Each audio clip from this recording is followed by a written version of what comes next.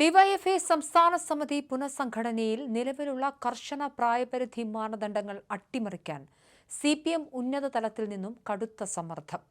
ഭാരവാഹിത്വത്തിന് നിശ്ചയിച്ചിട്ടുള്ള 38 വയസ്സെന്ന മാനദണ്ഡം മറികടന്ന് തിരുവനന്തപുരം ജില്ലയിൽ നിന്നുള്ള ചില നേതാക്കൾക്ക് ഇളവ് നൽകാനാണ് പാർട്ടിക്കുള്ളിൽ ശക്തമായ നീക്കം നടക്കുന്നത്.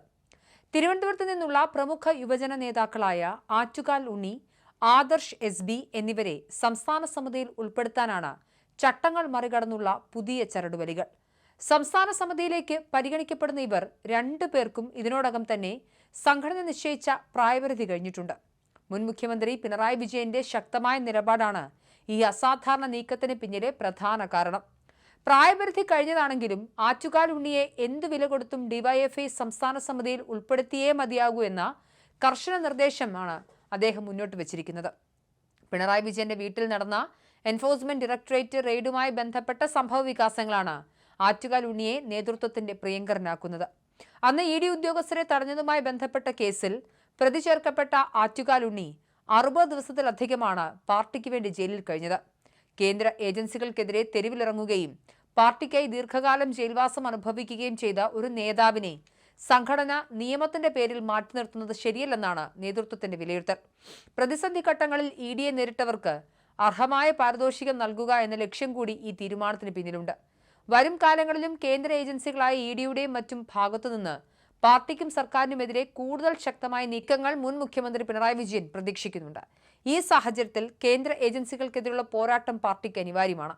ഇത്തരം പ്രതിസന്ധി ഘട്ടങ്ങളിൽ പാർട്ടിക്കായി മുന്നിട്ടിറങ്ങി ജയിലിൽ പോകുന്നവർക്ക് സംരക്ഷണവും സ്ഥാനമാനങ്ങളും എക്കാലത്തും ഉറപ്പാണെന്ന് അണികളെ ബോധ്യപ്പെടുത്തേണ്ടത് നേതൃത്വത്തിന്റെ ആവശ്യമാണ്. ജയിലിൽ കിടന്നവർക്ക് പാർട്ടിയിലോ പോഷക സംഘടനകളിലോ അർഹമായ സ്ഥാനം ഉറപ്പാക്കുക എന്ന സന്ദേശം നൽകാനാണ് ഈ നീക്കത്തിലൂടെ മുൻ മുഖ്യമന്ത്രി ലക്ഷ്യമിടുന്നത്.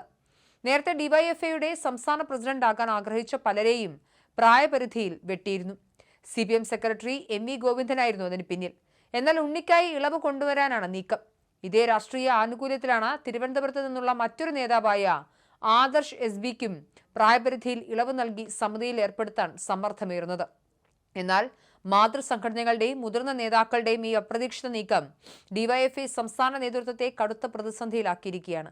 ഡിവൈഎഫ്ഐ അഖിലേന്ത്യാ പ്രസിഡന്റ് A റഹീം ഉൾപ്പെടെയുള്ള നേതാക്കളെ മുതിർന്ന CPM നേതാക്കൾ തങ്ങളുടെ ഈ ആവശ്യം ഇതിനോടകം നേരിട്ട് അറിയിച്ചു കഴിഞ്ഞു. പ്രായപരിധി മറികടന്ന് ഇവരെ ഉൾപ്പെടുത്താൻ ഡിവൈഎഫ്ഐ സംസ്ഥാന നേതാക്കളുടെ മേൽ വലിയ രീതിയിലുള്ള സമ്മർദ്ദമാണ് ഇപ്പോൾ ചെലുത്തപ്പെടുന്നത്. മുൻകാലങ്ങളിൽ പ്രായപരിധി കർശനമാക്കിയതിലൂടെ നിരവധി പ്രഗത്ഭരായ നേതാക്കൾക്ക് ഡിവൈഎഫ്ഐയുടെ പടിയിറങ്ങേണ്ടി വന്നിട്ടുണ്ട്. അന്ന് യാതൊരു ഇളവുകളും ആർക്കും അനുവദിച്ചില്ല. എന്നാൽ സംഘടനാ തത്വങ്ങളെക്കാൾ പാർട്ടിക്കായുള്ള പോരാട്ട വീര്യത്തിനും ത്യാഗത്തിനും മുൻഗണന നൽകുന്ന ഈ പുതിയ കീഴ്വഴക്കം വരും ദിവസങ്ങളിൽ സംഘടനയ്ക്കുള്ളിൽ വലിയ ചർച്ചകൾക്ക് വഴിവെച്ചേക്കാം.